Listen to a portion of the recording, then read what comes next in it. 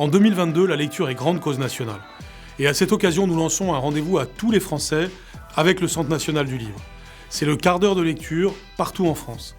Ainsi, le 10 mars à 10h, toute la France lit. Le 10 mars à 10h, par exemple, je lirai Le Premier homme d'Albert Camus.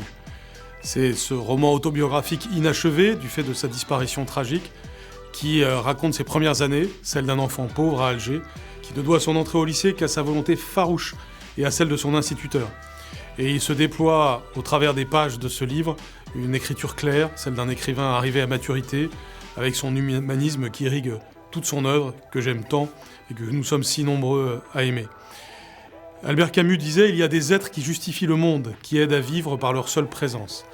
Eh bien, Camus en faisait partie, comme tant d'autres de nos écrivains, et c'est ce que tous les Français, et nos élèves en particulier, vont pouvoir illustrer au travers du quart d'heure lecture.